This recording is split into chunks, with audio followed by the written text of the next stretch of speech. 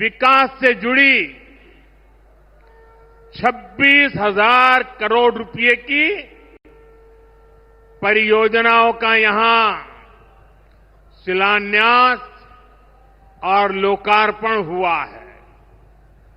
मैं इन परियोजनाओं के लिए देशवासियों को, राजस्थान के मेरे भाई बहनों को बहुत बहुत बधाई देता हूं। साथियों, विकसित भारत बनाने के लिए आज देश में आधुनिक इंफ्रास्ट्रक्चर बनाने का बहुत बड़ा महायज्ञ चल रहा है। हमारे देश की सड़कें आधुनिक हो, हमारे देश के एयरपोर्ट आधुनिक हो, हमारे यहां रेल और रेलवे स्टेशन आधुनिक हो। पिछले 11 साल में अभूतपूर्व गति से काम किया गया है। आप कल्पना कर सकते हैं, इंफ्रास्ट्रक्चर के इन कामों पर देश पहले जितना पैसा खर्च करता था, आज उससे 6 गुना ज्यादा पैसा खर्च कर रहा है। 6 गुना ज्यादा। आज भारत में हो रहे इन विकास कार्यों को देखकर दुनिया भी हैरान है। आप उत्तर में जाएंगे तो चिनाब ब्रिज जैसा निर्माण देखकर लोग हैरान हैं। पूर्व की तरफ जाएंगे तो अरुणाचल की सेला टनल, असम का बोगीबिल ब्रिज आपका स्वागत करते हैं। पश्चिम भारत में आएंगे तो मुंबई में समंदर पर बना अटल सेतु नजर आएगा। सुदूर दक्षिण में देखेंगे तो पंबन ब्रिज मिलेगा, जो अपनी तरह का देश का पहला ब्रिज है।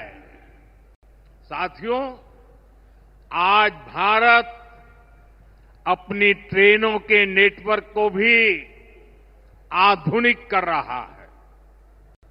ये वंदे भारत ट्रेनें, अमृत भारत ट्रेनें, नमो भारत ट्रेनें, ये देश की नई गति और नई प्रगति को दर्शाती है।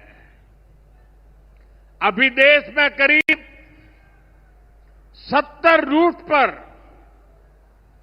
वंदे भारत ट्रेनें चल रही है।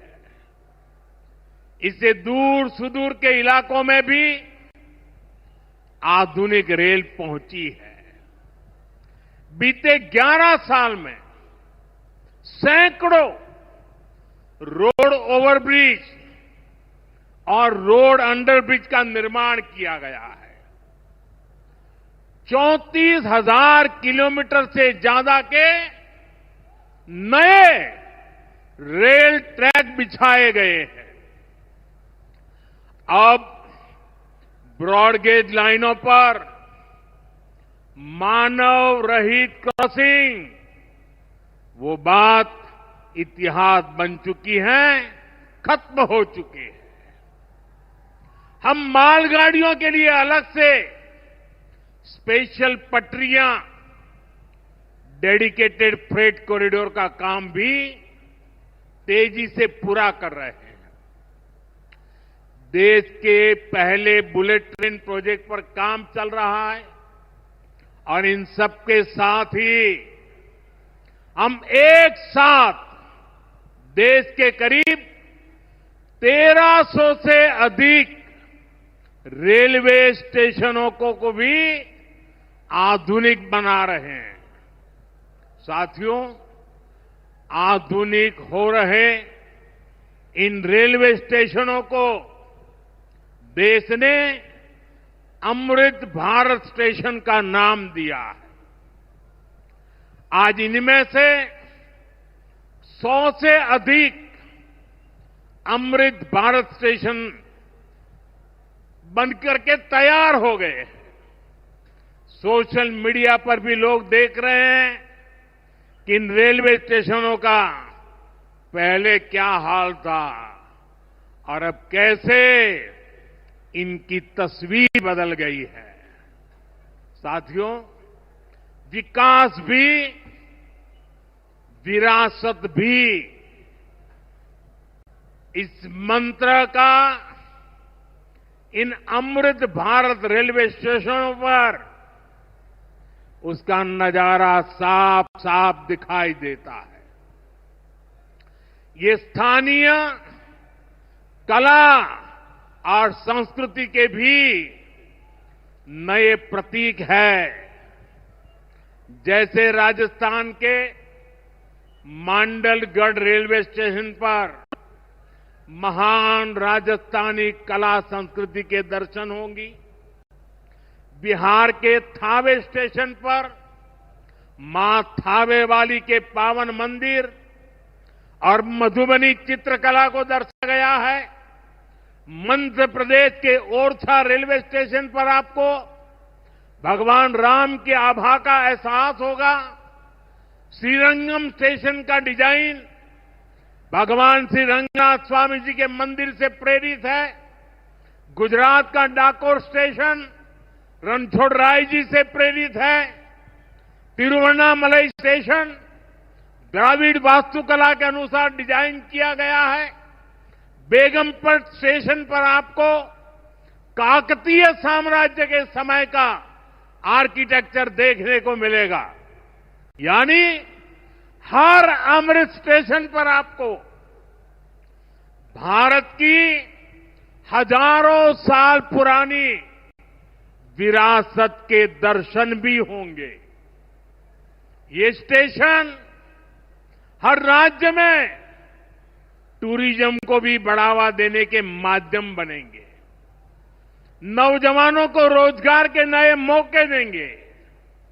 और मैं उन शहर के नागरिकों को, रेलवे में यात्रा करने वाले पैसेंजर से प्रार्थना करूंगा, ये सारी संपत्ति के मालिक आप हैं। कभी भी वहां गंदगी न हो, इस संपत्ति का नुकसान न हो, क्योंकि आप उसके मालिक हैं।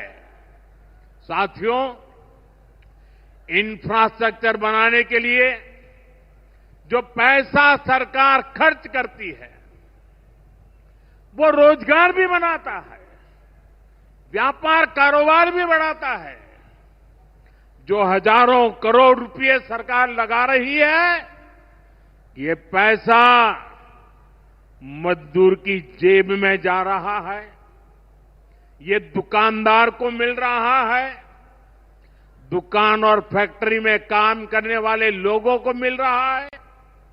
रेत, बजरी, सीमेंट, ये सारी चीजें ढोने वाले ट्रक, टेम्पो चलाने वालों को भी इससे फायदा होता है। और जब ये इंफ्रास्ट्रक्चर बनकर तैयार हो जाता है, तो फिर अनेक गुना और फायदे होते हैं। किसान की उपज कम कीमत में बाजार तक पहुंचती है, वेस्टेज कम होती है, जहां सड़कें अच्छी होती हैं, नई ट्रेनें पहुंचती हैं, वहां नए उद्योग लगते हैं, पर्यटन को बहुत बढ़ावा मिलता है। यानी इंफ्रास्ट्रक्चर पर लगने वाले पैसे से हर परिवार का, खास तौर पर हमारे नौजवानों का सबसे अधिक फायदा होता है। साथियों, इंफ्रास्ट्रक्चर पर जो काम हो रहा है, उसका हमारे राजस्थान को भी बड़ा लाभ मिल रहा है। आज राजस्थान के गांव-गांव में अच्छी सड़कें बन रही हैं, बॉर्डर के इलाकों में भी शानदार सड़कें बन रही हैं। इसके लिए बीते 11 साल में अकेले राजस्थान में करीब करीब 70,000 करोड़ रुपए खर्च किए गए हैं। राजस्थान में रेलवे के विकास के लिए भी केंद्र सरकार इस साल करीब 10,000 करोड़ रुपए खर्च करने जा रही है। ये 2014 से पहले की तुलना में 15 गुना अधिक है। अभी थोड़ी देर पहले ही यहां से मुंबई के लिए एक नई ट्रेन को हरी झंडी दिखाई गई है। आज ही कई इलाकों में स्वास्थ्य, जल और बिजली से जुड़ी योजनाओं का शिलान्यास और लोकार्पण हुआ है। इन सारे प्रयासों का लक्ष्य है हमारे राजस्थान के शहर हो या गांव तेजी से उन्नति की ओर बढ़ सके। राजस्थान के युवाओं को उनके शहर में ही अच्छे अवसर मिल सके।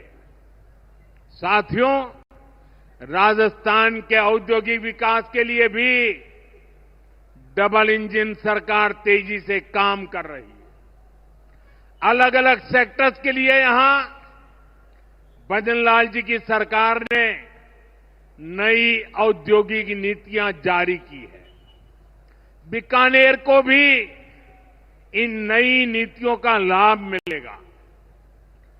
और आप तो जानते हैं, जब बीकानेर की बात आती है तो बीकानेरी भुजिया का स्वाद,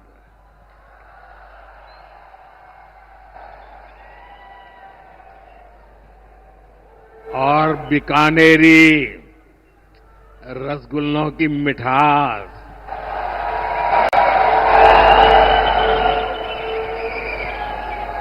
विश्व भर में अपनी पहचान बनाएगी भी और बढ़ाएगी भी। राजस्थान की रिफाइनरी का काम भी अंतिम चरण में है। इससे राजस्थान पेट्रोलियम आधारित उद्योगों का प्रमुख हब बनेगा। अमृतसर से जामनगर तक जो 6 लेन का इकोनॉमिक कॉरिडोर बन रहा है, वो राजस्थान में श्रीगंगानगर, हनुमानगढ़, बीकानेर, जोधपुर, बाड़मेर और जालोर से गुजर रहा है। दिल्ली मुंबई एक्सप्रेसवे का काम भी राजस्थान में लगभग पूरा हो गया है। कनेक्टिविटी का यह अभियान राजस्थान में औद्योगिक विकास को नई ऊंचाई पर ले जाएगा। साथियों, राजस्थान में पीएम सूर्यघर मुफ्त बिजली योजना भी तेजी से आगे बढ़ रही है। इस योजना से राजस्थान के 40,000 से ज्यादा लोग जुड़ चुके हैं। इससे लोगों का बिजली बिल 0 हुआ है और लोगों को सोलर बिजली पैदा करके कमाई का नया रास्ता भी मिला है। आज यहां बिजली से जुड़े कई प्रोजेक्ट का शिलान्यास और लोकार्पण हुआ है। इनसे भी राजस्थान को और ज्यादा बिजली मिलेगी। बिजली का बढ़ता उत्पादन भी राजस्थान में औद्योगिक विकास को नई गति दे रहा है। साथियों, राजस्थान की ये भूमि रेत के मैदान में हरियाली लाने वाले महाराजा गंगा सिंह जी की भूमि है। हमारे लिए पानी का क्या महत्व है, यह इस क्षेत्र से बेहतर भला कौन जानता है। हमारे बीकानेर, श्रीगंगानगर, हनुमानगढ़, पश्चिम राजस्थान के ऐसे अनेक क्षेत्रों के विकास में पानी का बहुत बड़ा महत्व है।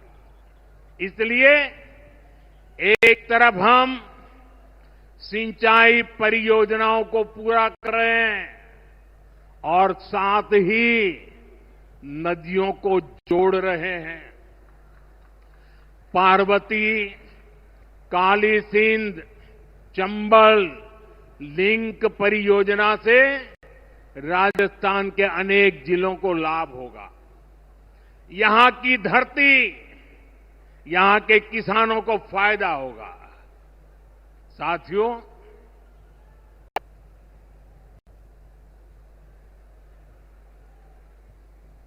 राजस्थान की ये वीर धरा हमें सिखाती है कि देश और देशवासियों से बड़ा और कुछ नहीं। 22 अप्रैल को आतंकवादियों ने धर्म पूछकर हमारी बहनों की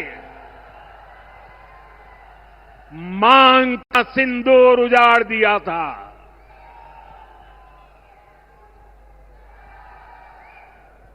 वो गोलियां पहलगाम में चली थी, लेकिन उन गोलियों से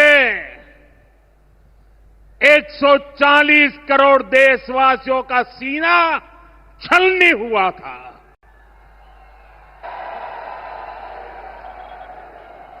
इसके बाद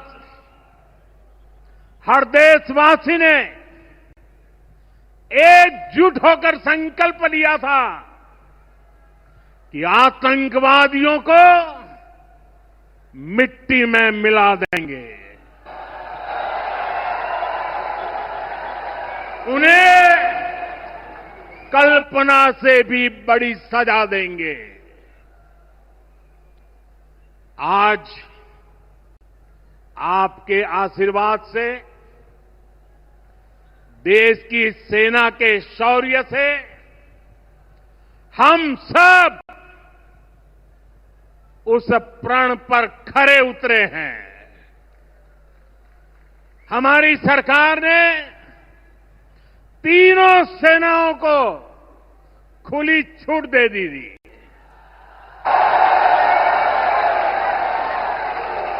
और तीनों सेनाओं ने मिलकर ऐसा चक्रव्यूह रचा कि पाकिस्तान को घुटने टेकने के लिए मजबूर कर दिया।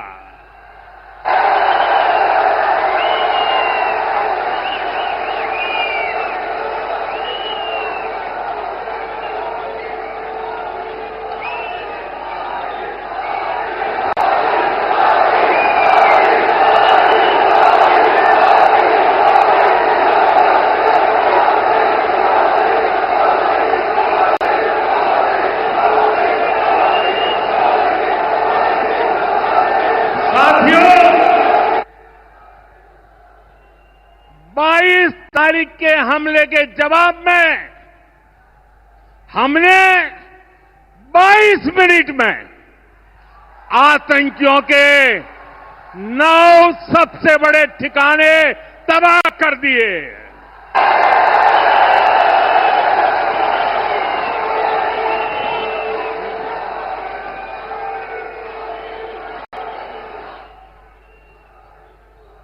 दुनिया ने और देश के दुश्मनों ने भी देख लिया कि जब सिंदूर बारूद बन जाता है तो नतीजा क्या होता है।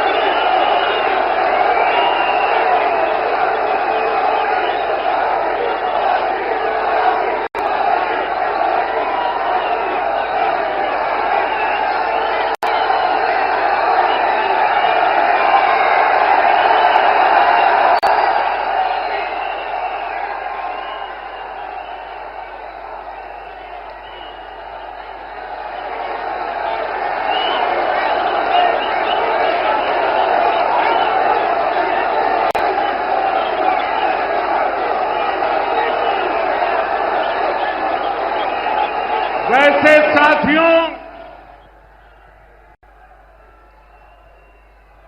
ये संयोग ही है 5 साल पहले जब बालाकोट में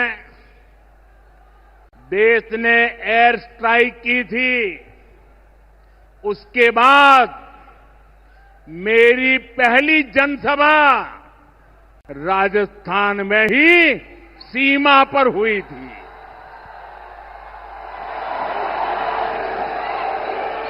वीर भूमि का ही ये तप है कि ऐसा संयोग बन जाता है। अब इस बार जब ऑपरेशन सिंदूर हुआ तो उसके बाद मेरी पहली जनसभा फिर यहां वीर भूमि राजस्थान की सीमा पर बीकानेर में आप सभी के बीच हो रही है।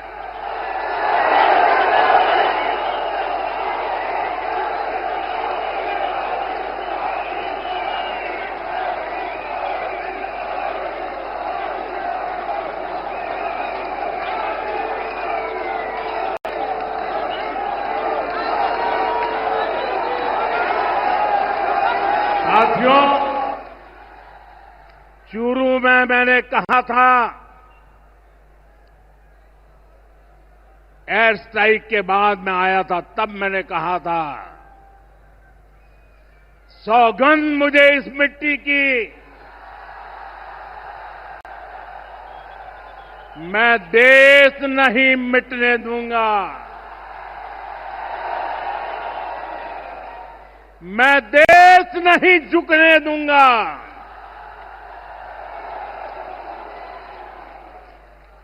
आज मैं राजस्थान की धरती से देशवासियों से बड़ी नम्रता के साथ कहना चाहता हूं, मैं देश के कोने कोने में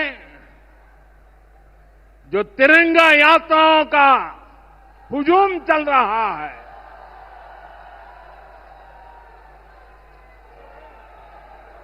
मैं देशवासियों से कहता हूं,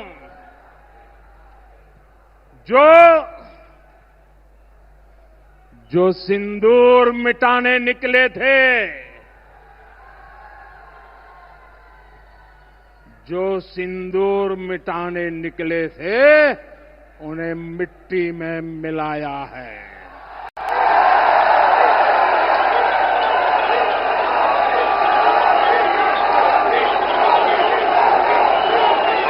जो हिंदुस्तान का लहू बहाते थे, जो हिंदुस्तान का लहू बहाते थे, आज कतरे कतरे का हिसाब चुकाया है।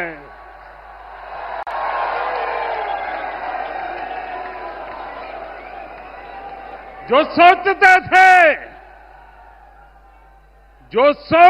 थे भारत चुप रहेगा, आज वो घरों में डूब के पड़े हैं।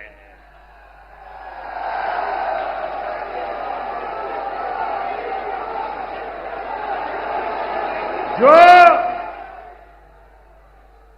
अपने हथियारों पर घमंड करते थे, जो अपने हथियारों पर घमंड करते थे, आज वो मलबे के ढेर में दबे हुए हैं।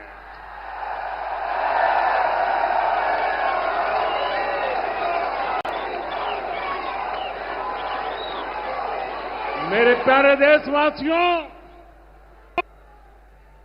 ये शोध प्रतिशोध का खेल नहीं, ये शोध प्रतिशोध का खेल नहीं, ये न्याय का नया स्वरूप है।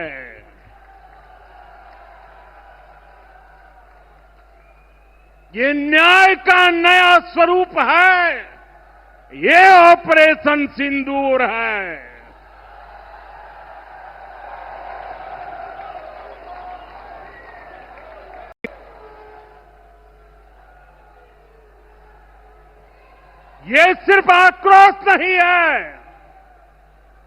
ये सिर्फ आक्रोश नहीं है, ये समर्थ भारत का रौद्र रूप है। ये भारत का नया स्वरूप है।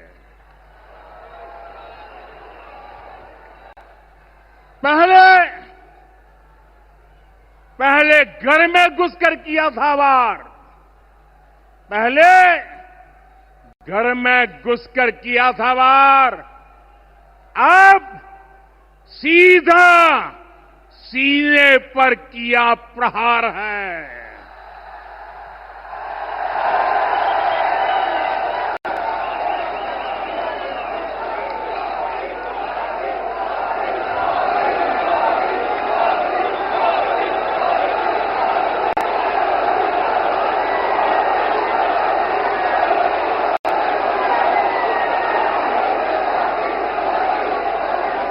आतंक का फन कुचलने की,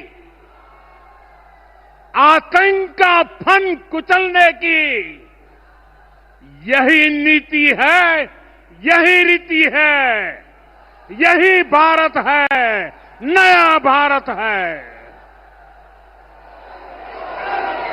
ये भारत माता की, भारत माता की, भारत माता की। साथियों, ऑपरेशन सिंदूर ने आतंकवाद से निपटने के 3 सूत्र तय कर दिए हैं। पहला, भारत पर आतंकी हमला हुआ तो करारा जवाब मिलेगा। समय हमारी सेनाएं तय करेगी, तरीका भी हमारी सेनाएं तय करेगी और शर्तें भी हमारी होगी। दूसरा, एटम बम की गीदड़ बप्तियों से भारत डरने वाला नहीं है। और तीसरा, हम आतंक के आकाओं और आतंकी सरपरस्त सरकार को अलग अलग नहीं देंगे, उन्हें अलग अलग नहीं देखेंगे, उन्हें एक ही मानेंगे। पाकिस्तान का ये स्टेट और नॉन स्टेट एक्टर वाला खेल अब नहीं चलेगा। आपने देखा होगा, पूरी दुनिया में पाकिस्तान की पोल खोलने के लिए हमारे देश के 7 अलग अलग प्रतिनिधिमंडल पूरे विश्व भर में पहुंच रहे हैं। और इसमें देश के सभी राजनीतिक दलों के लोग हैं, विदेश नीति के जानकार हैं, गणमान्य नागरिक है। अब पाकिस्तान का असली चेहरा पूरी दुनिया को दिखाया जाएगा। साथियों, पाकिस्तान भारत से कभी सीधी लड़ाई जीत ही नहीं सकता। जब भी सीधी लड़ाई होती है तो बार बार पाकिस्तान को मुंह की खानी पड़ती है। इसलिए पाकिस्तान ने आतंकवाद को भारत के खिलाफ लड़ाई का हथियार बनाया है। आजादी के बाद पिछले कई दशकों से यही चला आ रहा था। पाकिस्तान आतंक फैलाता था, निर्दोष लोगों की हत्याएं करता था, भारत में डर का माहौल बनाता था लेकिन पाकिस्तान एक बात भूल गया। अब मां भारती का सेवक मोदी यहां सीना तान कर खड़ा है।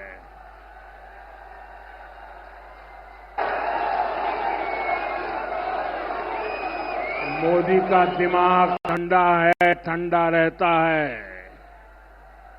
लेकिन मोदी का लहू गर्म होता है।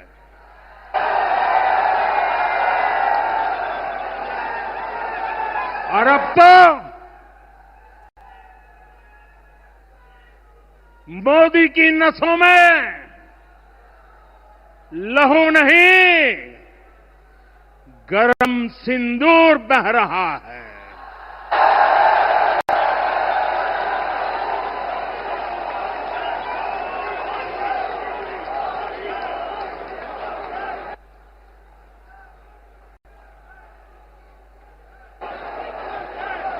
अब भारत ने दो टूक साफ कर दिया है। हर आतंकी हमले की पाकिस्तान को भारी कीमत चुकानी पड़ेगी और ये कीमत पाकिस्तान की सेना चुकाएगी, पाकिस्तान की अर्थव्यवस्था चुकाएगी। साथियों, जब मैं दिल्ली से यहां आया तो बीकानेर के नाल एयरपोर्ट पर उतरा। पाकिस्तान ने इस एयरबेस को भी निशाना बनाने की कोशिश की थी, लेकिन वो इस एयरबेस को रत्ती भर भी नुकसान नहीं पहुंचा पाया। और वहीं यहां से कुछ ही दूर सीमा पार पाकिस्तान का रहीम यार खान एयरबेस है। पता नहीं आगे कब खुलेगा। आईसीयू में पड़ा है।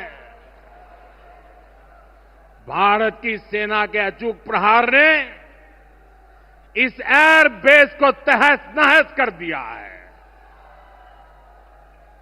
साथियों, पाकिस्तान के साथ न ट्रेड होगा न टॉक। अगर बात होगी तो सिर्फ पाकिस्तान के कब्जे वाले कश्मीर की, पीओके की। और अगर पाकिस्तान ने आतंकियों को एक्सपोर्ट करना जारी रखा तो उसको पाई पाई के लिए मोहताज होना होगा। पाकिस्तान को भारत के हक का पानी नहीं मिलेगा।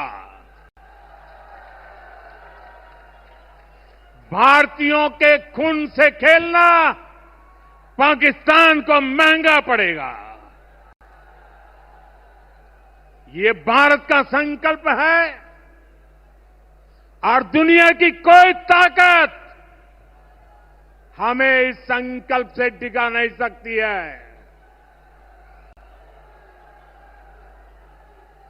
भाइयों और बहनों, विकसित भारत के निर्माण के लिए सुरक्षा और समृद्धि दोनों जरूरी है।